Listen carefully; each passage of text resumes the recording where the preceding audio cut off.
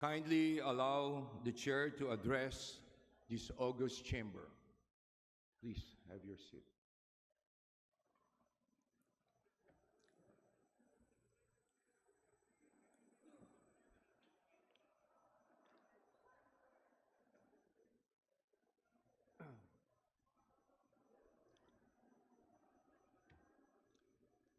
Mga kagalang-galang na kasamahan sa kapulungan ng mga kinatawan,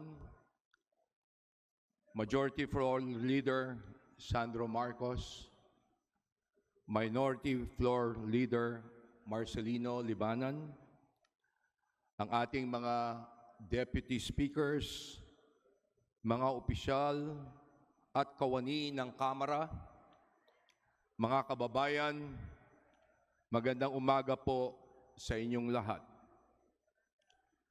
Ang pagbubukas ng second regular session of the 20th Congress ay hindi lamang isang seremonyang itinadhana ng ating saligang batas.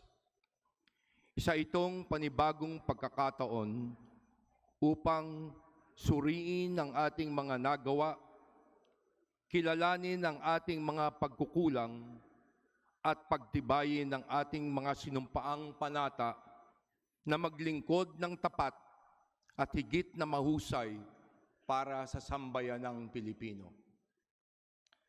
Nandito po ako sa inyong harapan hindi bilang speaker, kundi bilang mamamayang Pilipino, kasama ko ang buong kapulungan na sa mga panahon ng mga pagsubok, damang-dama po natin ang pinagdaraanan ng ating mga kababayan. Like the rest of the world, we continue to face challenges in our daily lives. President Ferdinand Bongbong Marcos Jr. has mobilized the entire government to provide our people with the support they need to overcome these issues.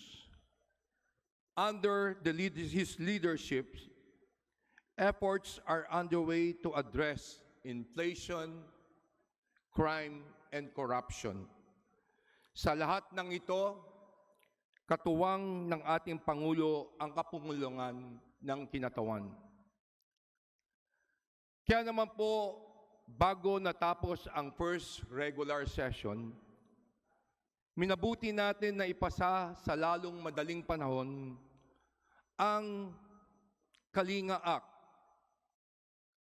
dahil sa pagtutulungan at pagkakaisa ng inyong mga kinatawan at ng ating mga kawani, nakapagpasa tayo ng 163 bills, kabilang ang 26 LEDAC priority bills. Kasama po dito ang pagpapatibay ng National Nutrition Program at mga reforma sa 4Ps. Naipasa rin ng Kamara ang mga panukalang magpapalawak sa access at dekalidad sa edukasyon, kabilang ang mga reforma sa government assistance to students and teachers in private education, ang mga amyenda sa Universal Access to Quality Tertiary Education Act at ang Presidential Merit Scholarship Program. The 20th Congress has also tackled and passed measures that involve the use of technology and the internet to safeguard our youth. Lubos na nakakabahala po na ang ating kabataan ay na-expose sa karahasan, kabastusan, at iba pang sensitibong content na nakakalason sa kanilang murang kaisipan. Sa kasamang palad, maging tayong mga matanda ay hindi na ligtas sa mga maling impormasyon na nagiging sanhi ng pag-aaway at pagkakawatak-watak. Huwag po sana nating hayaan ang ingay ng social media ang humubog sa ating paniniwala. Pairalin natin ang katotohanan kaysa fake news. Pag-unawa kaysa galit at pagkakaisa kaysa pagkakahati-hati. Ang demokrasya ay nananatiling matibay kapag ang mamamayan ay sapat na may kaalaman at bukas ang pag-iisip. Para mabigyan ng solusyon ang mga pangambang ito, pinasa po natin ang Digital Media Anti-False Information Act at ang Child Online Safety and Protection Act of 2026. To complement these measures and to further protect our youth, I, together with Majority Leader Sandro Marcos and the rest of the members, filed House Bill number 9965 or the Children's Social Media Safety Act na nagbabawal sa mga menor de edad under 13 years old sa paggamit ng social media. Hiling po natin na maisama din ang panukala ito sa LEDAC priority bills para maipasa ito sa lalong madaling panahon. Ngunit, alam nating hindi rito nagtatapos ang ating tungkulin. Let us make sure that these laws are translated into programs that are effectively implemented so they truly improve the lives of our countrymen. Sa ating second regular session, itutuloy natin ang pagtatrabaho para maisulong ang mga reformang direktang tutugon sa mga pang-araw-araw na suliranin ng ating mga kababayan. Prioridad nating maipasa ang Rice Industry and Consumer Empower Act upang mapababa ang presyo ng bigas at mapalakas ang suporta sa ating pong mga magsasaka. Ang mga amyenda sa Universal Healthcare Act upang maging dekalidad at abot kamay ang serbisyong pangkalusugan. Ang Kadena Act upang mas maging bukas at transparent ang paggamit ng pondo ng bayan.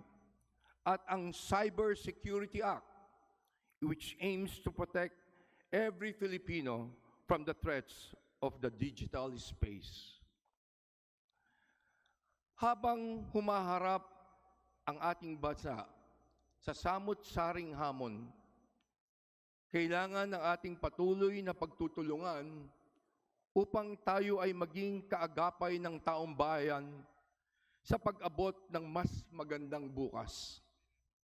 It is in challenging times like this that our people need their representatives more than ever to house and shelter their most important dreams. Patunayan po natin sa ating mga kababayan na tayo ay isang kongresong tumutupad sa ating tungkulin.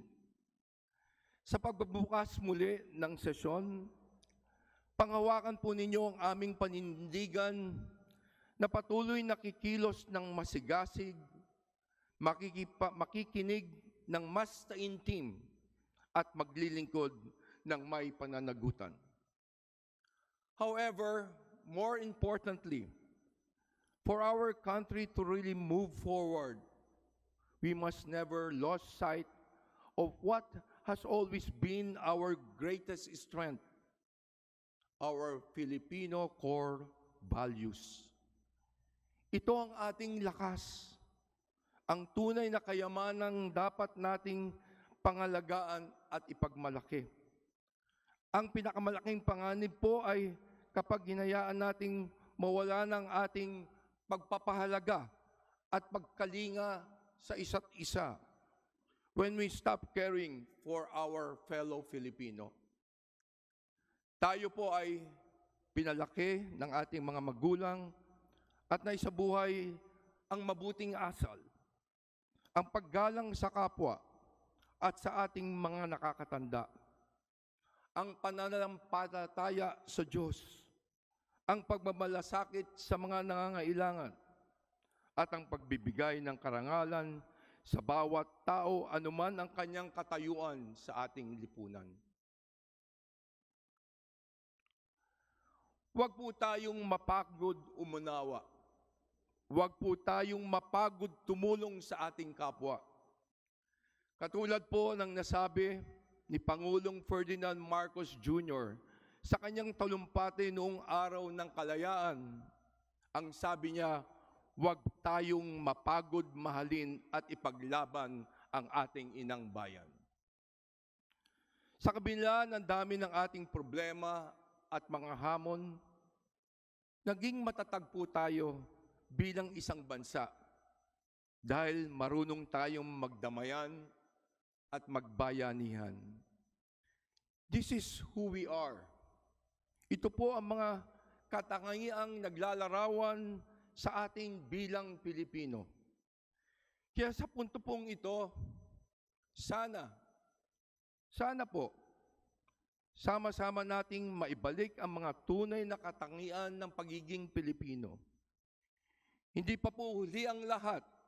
Simulan po natin sa ating mga sarili. Sa bawat magulang na magtuturo ng tamang asal sa kanilang mga anak, sa bawat gurong uhubog sa talino at ugali ng kanilang mga estudyante, sa bawat kabataang nagbibigay galang at mag-aaral ng mabuti, sa bawat manggagawang gagawin ng buong puso ang kanyang trabaho, sa bawat negosyanteng magiging patas sa lahat ng mga manggagawa, sa bawat opisyal na maglilingkod ng tapat, sa bawat responsableng mamamayan na susunod sa ating mga batas, at sa bawat mamamayang makadiyos na patuloy na magmamahal at magmamalasakit sa kapwa Pilipino. We are all accountable to ourselves and to each other. Ito po ang mga magandang halimbawa na pagbabagong magsisimula sa ating lahat. Gaya po ng binigyan diin ko noon, patuloy kaming magsusumikap araw-araw upang maibalik ang inyong pong tiwala. Ito rin po ang naging inspirasyon ng inyong kongreso para gawing puspusan ang aming paglilingkod. Ang bagong kongreso ay hindi lamang po tungkol sa bagong pamunuan o mga bagong programa. Kasama po ang iba't ibang mga kinatawan ng bulwagang ito, handang kaming tanggapin ang hamon na magtaguyod ng isang panibagong pamantayan ng paglilingkod, a new standard for public service. Ang tunay na bagong kongreso ay isang kongresong nagsisilbi ng may dangal, may malasakit, may malalim at mas mataas na pagkilala sa bawat Pilipino. Sama-sama po nating ipaglaban ang panatang ito.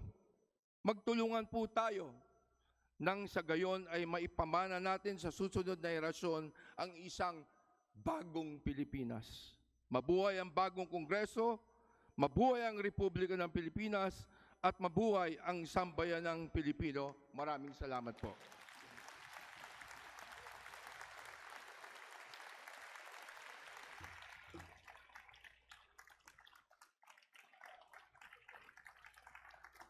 Maraming salamat po.